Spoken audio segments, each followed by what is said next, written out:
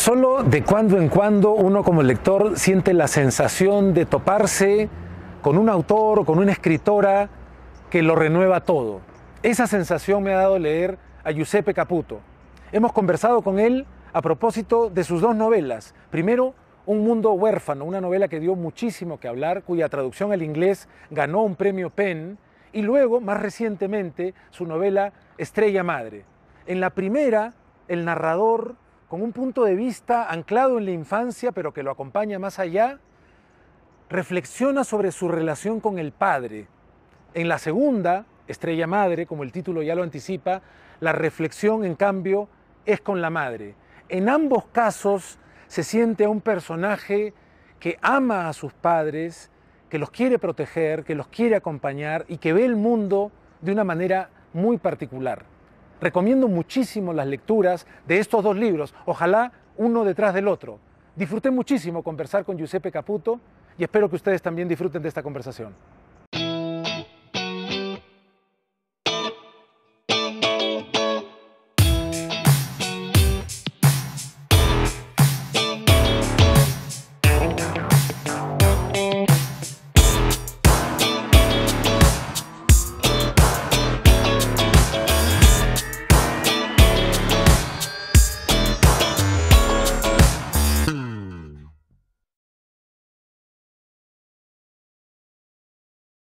Giuseppe, muchas gracias por recibirnos aquí en el Instituto Caro y Cuervo para no solamente compartir las sensaciones que deja leer tu obra, en este caso no me refiero pues a toda tu obra, pero sí a Un mundo huérfano y a Estrella Madre, estas dos novelas con las que has sacudido la mente y los corazones de tantos lectores, no solo en español, sino para hablar también de la escritura creativa, porque creo que muchas personas escuchamos hablar de la escritura creativa, de talleres de escritura creativa, de formación en escritura creativa, y uno se pregunta, ¿acaso no es siempre creativa la escritura? Pero quiero comenzar por aquí porque leyéndote, uno aterriza en la conclusión de, bueno, esto es escritura creativa. Entonces, ¿cómo nos ayudarías a entender de qué va la escritura creativa? Bueno, también saludarte y darte las gracias por esta invitación, y me alegra que justamente estemos aquí en el Caro y Cuervo, que es donde está nuestra maestría en escritura creativa, que es un programa pues que hemos sacado adelante con mucho cariño, pues los colegas Juan Cárdenas, Juan Álvarez, Gloria Susana Esquivel, Fernanda Trías y ahora también Laura Ortiz Gómez. Entonces, bueno, feliz de estar acá. Bueno, yo soy como un gran defensor de los talleres de escritura. Creo que todavía pervive un poco como esta duda o estas suspicacias alrededor de ese tipo de espacios, porque creo que pervive la idea como del genio, ¿no? Del escritor genio. Y bueno, una persona que quiere, por ejemplo, aprender danza, nadie cuestiona, por ejemplo, que se meta en clases de danza, fotografía lo mismo, cine lo mismo, música, sí, como que son artes en las que se acepta muy fácilmente como las clases, pero digamos con la escritura tiende a haber todavía como una resistencia ante ciertos espacios como los talleres. Yo fui estudiante, hice de talleres, bueno, hice la maestría en escritura creativa de NYU, y ahí tuve maestros como a Diamel El Tid, a Sergio Chefek, a Silvia Moloy, a Lila Semborain, a Mariela Dreyfus, y realmente me cambiaron la vida. Y con eso quiero decir que me cambiaron la forma de leer, por lo tanto la forma de escribir.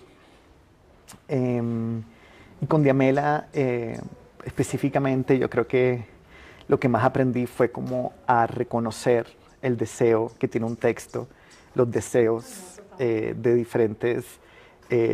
los deseos que los diferentes autores pueden tener con su respectivo texto, y en ese sentido se empiezan a desajustar justamente las preceptivas, los decálogos, estas ideas de escaleta, las ideas de inicio, desarrollo, nudo, desenlace, sino que justamente para mí entonces ahí lo creativo sale es como la búsqueda de unas estructuras narrativas, ya sea en la vida, ya sea en tu propia interioridad, ¿sí? Eh, para, para contar lo que se quiere contar o para escribir lo que se quiere escribir. Yo lo entendería más por ese lado. Lo pienso también, ahorita escribí un textico corto que se llama Úrsula y Úrsula, para pensar la experimentación. Y entonces una Úrsula sería Úrsula Le Guin, que en este libro de ensayo fantástico que se llama Contar es escuchar, en el ensayo introductorio que se llama Presentación, ella habla de cómo se descubrió en un mundo de hombres donde ella era también un hombre de segunda categoría, y mientras va ironizando, digamos, y escribiendo con mucho humor sobre el orden social, las jerarquías sociales, también va hablando de la importancia de crear a la mujer, no solo mujer mayor, blanda, tierna, lesbiana, ¿sí? Entonces me gusta cómo en ese reconocimiento, por un lado, de que hay un orden social, ¿sí? Y en la ironización de ese orden, también se va como ampliando una estética a medida que ella va diciendo también hay que inventarse otra cosa. Entonces, claro, es la pregunta de cómo se entra a inventarse eso, ¿sí? Cómo se escribe ese nuevo mundo del que se quiere hablar. Y luego pensaba que hay otra Úrsula que es la villana de La Sirenita, ¿sí? Que es la sirena sin voz, la embaucadora, ¿sí? La que embauca a la sirenita para que le dé su voz. Y en ese sentido también a veces sí creo que la experimentación es un embauque justamente para compensar la falta de voz. Entonces, obviamente, pues yo me quedo con la primera Úrsula, ¿no? Sí, pensando eso, que es la pregunta de cómo se puede contar este mundo nuevo que quiero escribir. O sea, es decir, como lo que pela las estéticas amplificadas.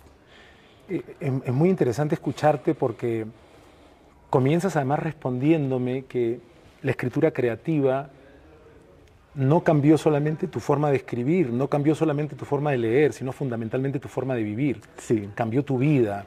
Entonces, la escritura creativa, más que un espacio, es una especie de herramienta para crear un espacio o para reconocer que otros espacios pueden existir y no los espacios que quizá damos por sentado que existen previamente para que nos manifestemos al escribir o de cualquier otra forma artística.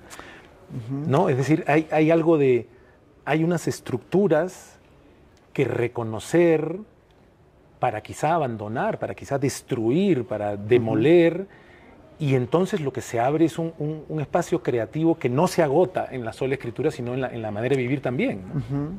Sí, yo también lo veo como la diferencia entre cantar una canción propia y cantar con una pista de karaoke, por ejemplo. Es decir, si hay muchos talleres que apuntan a unas estructuras preestablecidas, ¿sí? Que muchas veces son de guión, tipo como los manuales de Sid Field, de guión, de eso, puntos de inicio, desarrollo, puntos de giro, etc. Entonces a la tercera página tiene que haber pasado esto, a la cuarta página sí, y eso es para trabajar sobre una pista de la que por supuesto puede decir, hay gente que canta bien en karaoke.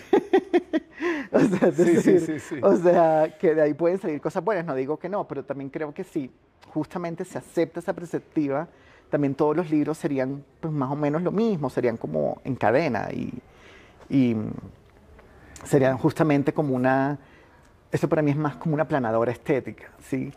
Uno podría pensar también que, y quizá es un prejuicio, pero uno podría pensar que ahora que hablamos tanto de inteligencia artificial, eso lo puede hacer un ChatGPT perfectamente. ChatGPT puede hacer estupendamente cosas que sin embargo uno no se tardaría en dar cuenta de que llevan la muerte dentro, ¿no? De que están, es decir, de que no hay ese impulso vital, porque leyéndote, y es por eso que planteo la pregunta, no porque necesariamente quisiera una aproximación abstracta a qué cosa es la escritura creativa, sino que la experiencia de leerte me ha llevado a esa pregunta, porque entonces me he enfrentado a lo que también podría, no sé si llamarse como una especie de lectura creativa, o de sentirse recreado como lector, porque resulta que la vida que transmiten tus historias, tus personajes, sus vínculos, sus imaginaciones, uno lo recibe como lector como, wow, hay tanto más en la vida, tantos ángulos, tantas formas. Y entonces quería comenzar hablando de eso porque efectivamente he sentido como una especie de corrientazo de vida, de energía, en una escritura que reconozco como creativa y recreativa, no en el sentido de mera diversión, sino de volver a crear lo que ya estaba ahí y permitirnos verlo de otra forma, ¿no? No, te agradezco mucho pues esa lectura y eso que me dices.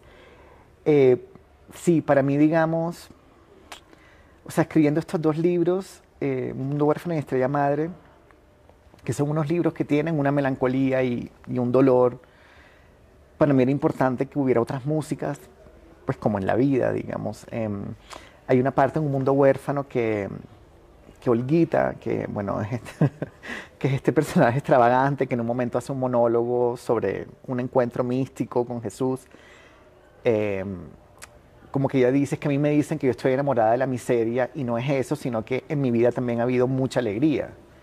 Y yo creo que es muy importante personal, políticamente, socialmente, también saber escribir la alegría, porque justamente ahí es donde está la imagen de futuro y es justamente lo que agrieta cualquier sensación de condena. Sí, entonces, creo que para mí siempre ha sido muy importante como teñir como ese sustrato melancólico, como de un humor que para mí es sobre todo otra música. Y creo que eso también viene de crecer en Barranquilla y digamos, porque crecí en un colegio católico, con familia católica, entonces entraban como esos rezos, que para mí es las plegarias, que son una música, pero también las del carnaval, las letanías del carnaval. Entonces yo creo que todo eso se va mezclando y se va insertando en el aparato psíquico y se va volviendo tu imaginario, ¿sí? Como parte de un imaginario. Pero para mí sobre todo es eso, es como un tema de músicas, de que haya diferentes músicas. Sí, se percibe con mucha claridad que tienes un oído sin el cual no podrías apelar a estas músicas en la manera de hablar de diferentes personajes, en el sentido del humor. Y efectivamente, tanto en Un mundo huérfano como en Estrella Madre, uno siente eso que llamas melancolía, que podría llamarse también orfandad, pero nunca lo sientes desligado de imaginación, de deseo, y de mucha alegría también, de mucha diversión, subversión. Es decir, va todo junto, ¿no? Sí, no, gracias. Sí, bueno, ese ha sido como el deseo, finalmente sí, porque la escritura es la entiendo como máximo deseo y entonces la búsqueda ha ido por ahí. También, por ejemplo, recuerdo que con Un mundo huérfano, como que esas primeras escenas que son una fiesta, ahí también empecé como a preguntarme, bueno, como lo que yo quisiera es que si yo cuento de qué va el libro y me preguntan cómo está escrito, la respuesta es esencialmente la misma. Entonces, podría decir que es un libro en el que los personajes tratan de poblar un despojo. Y también yo quería entonces que la prosa fuera poblando ese despojo y que fuera una prosa pues cargadita, con muchas imágenes, trabajar mucho la puntuación. Entonces con esas escenas de fiesta que se va recreando como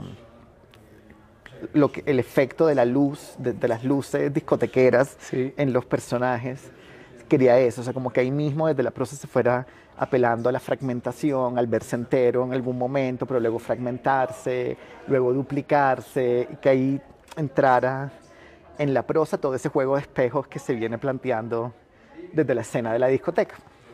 Entrando un poquito más ya en estos dos fantásticos textos, ¿no? Es cierto que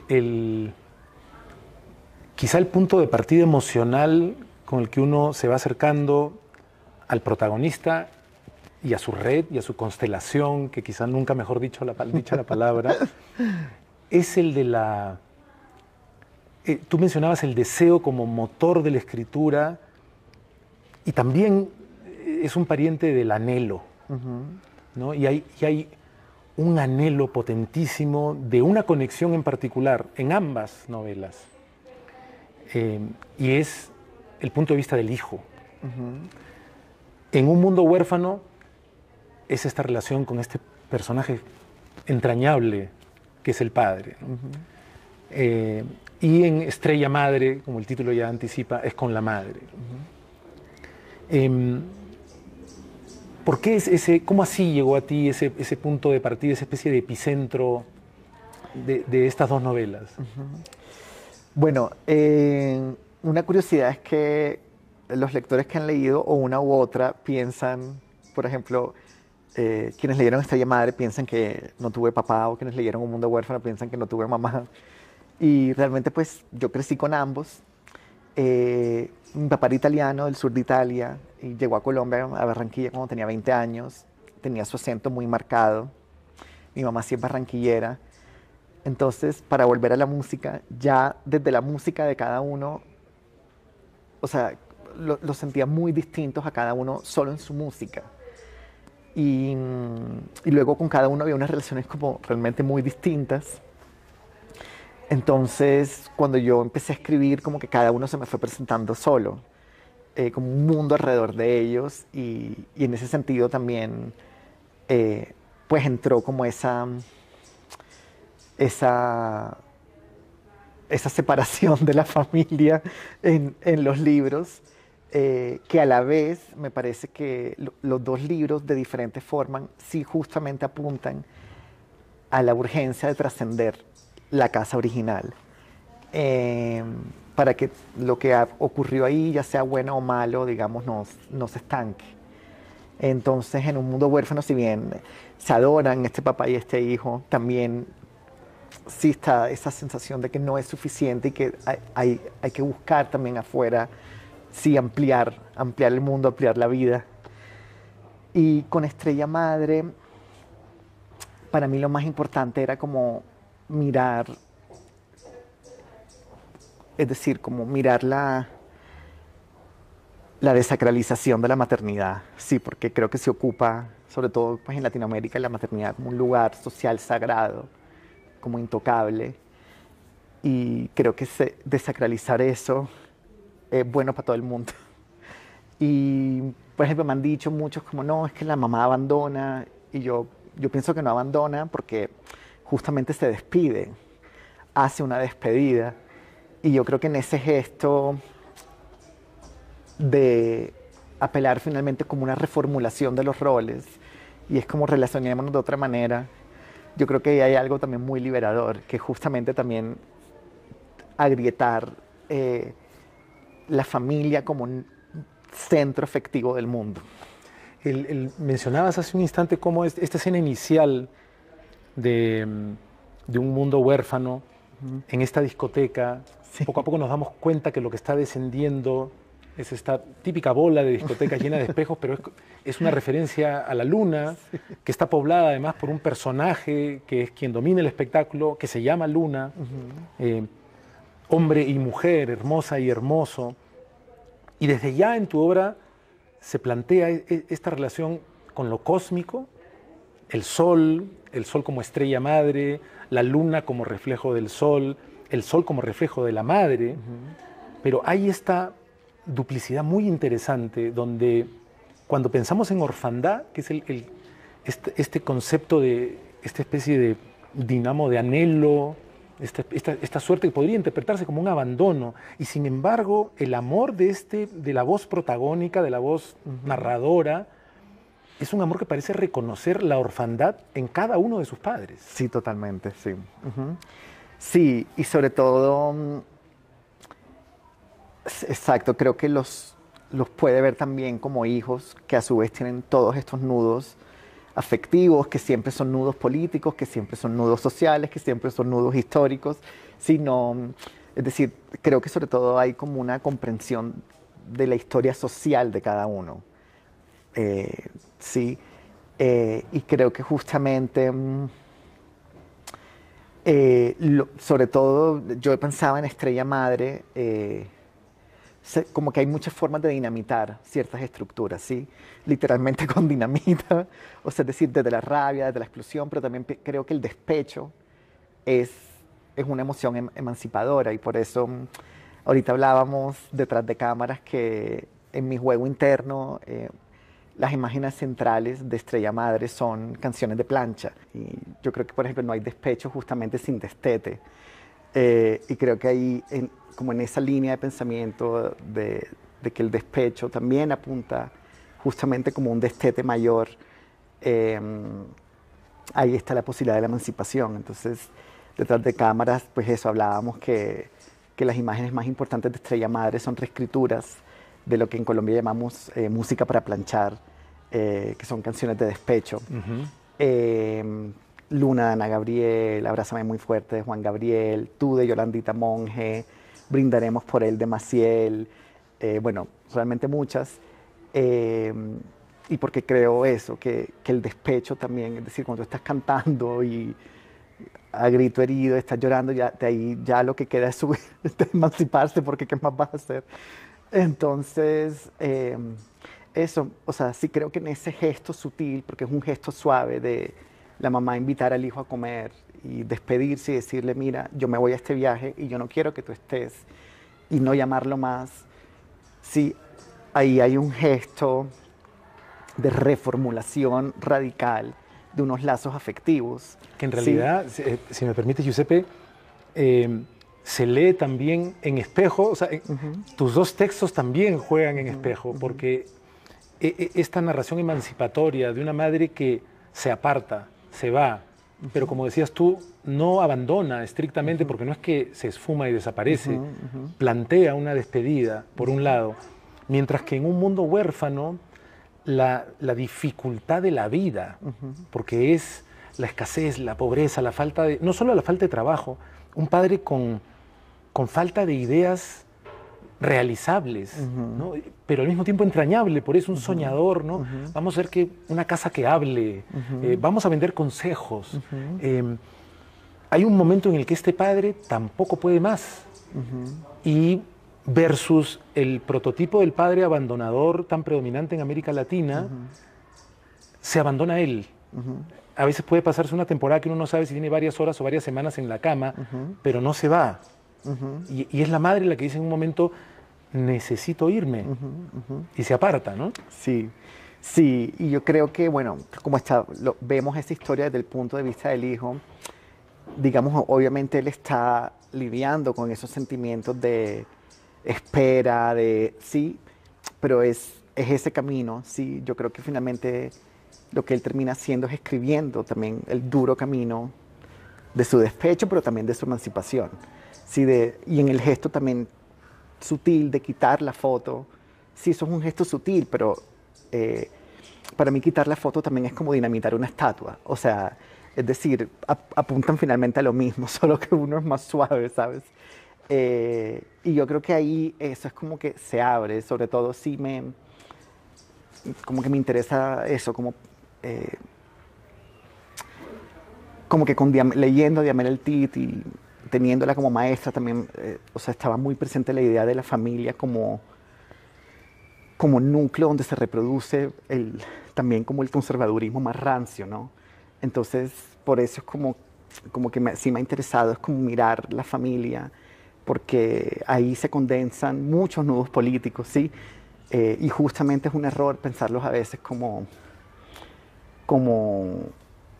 nudos personales y ya, o sea, realmente es mucho más amplio, o sea, aunque sea obvio, creo que a veces sí es importante recordarlo. Entonces sí, creo que, es decir, como que creo que también el reto era que desde sentimientos que no sean necesariamente la ira, sino otros sentimientos que también son políticos, como la ternura, como el despecho, o sea, como eso también permite reimaginar los centros afectivos de la sociedad. Es cierto que el nivel de tensión en los vínculos familiares es tan potente que creo que esto se siente todavía más porque conversábamos cómo se siente en la lectura de tus dos libros la presencia de la música de despecho, la presencia de la telenovela, Sí. de las relaciones familiares al interior de una telenovela, a lo telenovela, pero también como espejo de nuestros protagonistas, de los textos, pero también se siente una presencia como de la comedia del arte, en el sentido de que los personajes, digamos, si asumimos que el Chavo del Ocho, por ejemplo, es una manifestación popular de la Sí, comedia del arte, los personajes son definidos por un rasgo fundamental, ¿no? El señor Barriga cobra la renta, lo mismo que Próspero. Pero es que el Chavo también era un referente para mí en Estrella Madre, ¿sí? Como este mundo cerrado donde también hay una repetición, porque también lo fascinante del Chavo es la repetición. Exacto. Como que ya ahora viene el señor Barriga y ahora sabemos que le van a dar un golpe y ahora sabemos... La cachetada de Don Ramón. Pero también lo interesante de la repetición es que justamente permite la variación. O sea, cuando uno se va acostumbrando a la repetición, de repente puede haber una variación. Y uno lo agradece y lo celebra. Ajá. Y también, Giuseppe, se siente algo del universo como de cuento de hadas, como muy de los hermanos Grimm, en el sentido de los anhelos, las fantasías a veces son de una imaginación y una ambición cósmica, total, no se admite rebajas ni descuentos, ¿no? Tiene que ser grande y uno sabe, el personaje no va a conseguir eso, pero lo acompaña.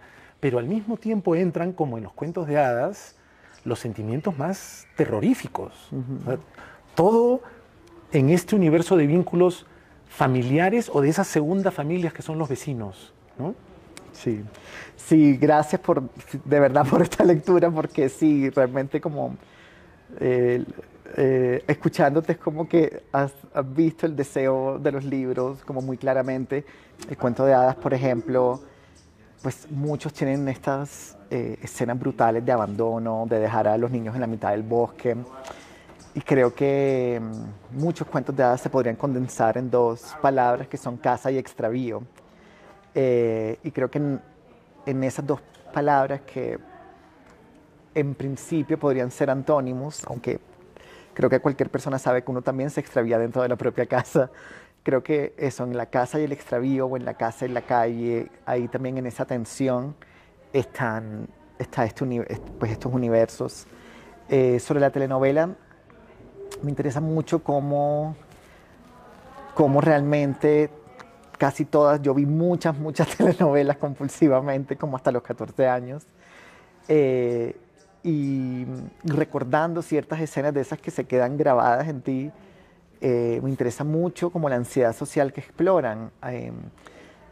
Todas las novelas en verdad, o sea, el encuentro de clases y la tensión que generan el encuentro de clases se trabaja muy bien.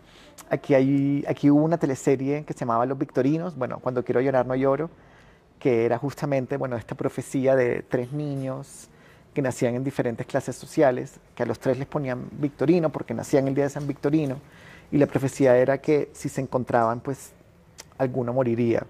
Y pues resulta que se mueren los tres, pero digamos como me interesa mucho esa literalidad de que si se encuentran las clases sociales hay muertes, y como esa ansiedad de clase tan claramente expresada como en esa teleserie. Entonces todos esos elementos, la casa en tensión con el extravío, la ansiedad de clase, o sea, eso ahí me parece muy jugoso para trabajar. Sí, ahora escuchándote, el protagonista de Estrella Madre, que además tus protagonistas en los dos textos mantienen muy presente una sensación de infancia. Y no necesariamente tienen una edad dentro de los límites de la infancia, pero mantienen eso.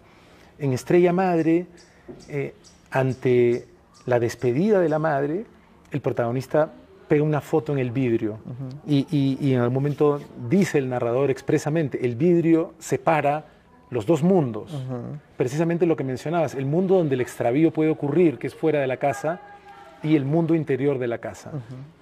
La foto de la madre se convierte en el sol de este mundo interior, mientras que la madre en el mundo exterior es la propia estrella, el sol, ¿no?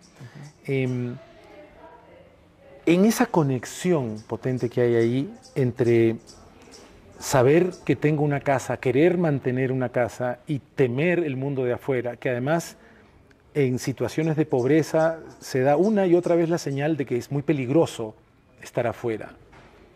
Es sobrecogedor como en un momento de Estrella Madre, cuando hay un personaje fantástico, entre otros personajes fantásticos, que se llama Madrecita y que es madre de 1000 cosas, personas imaginarias, objetos, pero hay un gran nacimiento en un punto.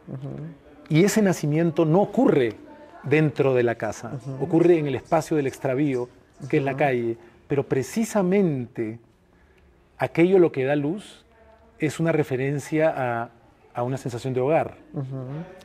Sí, y Madrecita para mí ella es una metáfora de la metáfora. O sea, es decir, ella relaciona bajo, digamos, su paraguas o bajo su gran barriga o bajo su deseo de maternidad, ella emparenta absolutamente todo, o sea, absolutamente todo lo disímil, o sea, desde una olla a una aspiradora con seres humanos, con árboles, con animales, o sea, entonces, que creo que es lo que hace la metáfora, que es encontrar la relación en lo aparentemente disímil y juntar en una sola imagen dos cosas que aparentemente como completamente de mundos distintos. Entonces, era también como un pensamiento alrededor de ese personaje. Sí, yo creo que también el carnaval en ambos libros está muy presente y esto que tú hablas, que hay un nacimiento en la calle, yo creo que sí apunta a la energía carnavalera y como sobre todo a esa energía más como de arlequín, de bufón, que anima tanto pues la fiesta carnavalera. Y hay también, como dices respecto de Madrecita, como que los múltiples personajes del barrio en las dos novelas se convierten en madres, padres y hermanos y hermanas entre sí, ¿no? Como que el desamparo parece intensificar la relación de ese tipo de amparémonos un poco entre todos, ¿no? Sí, sí, yo sí creo que también que es eso, como una hermandad de huérfanos, justamente también para trascender la propia orfandad, que nunca es afectiva solamente, sino también política, económica, social. Ahora digamos, mi preocupación, sobre todo leyendo a un autor que me encanta, Didier Eribon, que ha sido un faro intelectual, político. Claro, él le preocupa, así como el carnaval también se puede volver un respiradero del orden más amplio, ¿sí? Como también ciertas comunidades que son esenciales, ¿sí? Para la sobrevivencia, también se pueden volver respiraderos del orden más amplio. Entonces, es digamos como que ahora mi preocupación en lo que estoy escribiendo también, o sea, como por un lado reivindicar estas otras familias, pero también cómo reivindicarlas sin que se vuelvan respiraderos de lo más claustrofóbico, de lo más ampliamente claustrofóbico. Entonces, sí, eso es como mi nueva preocupación.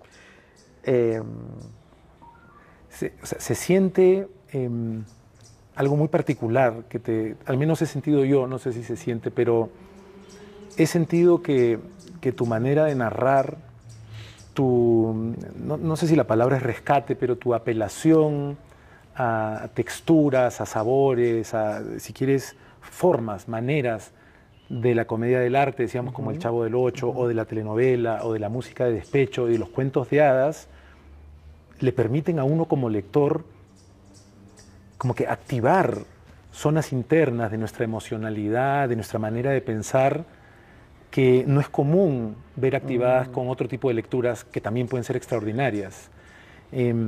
Así que no quería desaprovechar la oportunidad de agradecerte, porque, y por eso quise comenzar la conversación hablando de la importancia de la escritura creativa, porque no es algo que, no tiene que ver con creatividad de una manera más bien comercial, como se usa muchas veces. Hay que reinventarnos para que nuestra marca nuevamente, todo eso está muy bien en su propio contexto, pero aquí hay una especie de recreación en un sentido de, hay un montón de partes nuestras que también están vivas y que no necesariamente conectamos con ellas con otro tipo de estímulos, ya sea literarios, cinematográficos, teatrales, plásticos o de una índole no necesariamente artística, ¿no? No sé cuánto, no sé cómo hacer para recomendar lo suficiente la lectura. Me siento muy agradecido tengo que decirlo más, gracias a Piedad Bonet, haber podido conocer tu trabajo, muy agradecido del espacio que nos has dado para Aire Libre y quiero recomendar con énfasis, con entusiasmo, que las personas que ven este programa se aproximen, si no lo han hecho todavía, a la lectura de Un Mundo Huérfano, que es un mundo huérfano y al mismo tiempo es todo lo contrario también, y de Estrella Madre, para ponernos en contacto con tanto que resulta que nos hace parte de nosotros y que estaba ahí esperando un texto o un par de textos como lo que has compartido con todos nosotros. Bueno, gracias a ti de corazón, Salvador, porque realmente sí es un regalo, digamos, que los libros lleguen pues o reciban lecturas como la que tú has hecho, así que el agradecido soy yo. Y bueno, hasta la próxima. Hasta la próxima, y también aprovechemos para recomendar la escritura creativa, porque creo que hay una recreación que agradecemos también en el solo ejercicio, ¿no? Otra vez, muchas gracias, gracias al Instituto Caro y Cuervo, y ojalá que hasta un próximo encuentro entonces. Hasta la próxima. Muchas gracias. ¿Listo? Listo. Bueno, mira, paramos nosotros y no la cámara, qué bueno.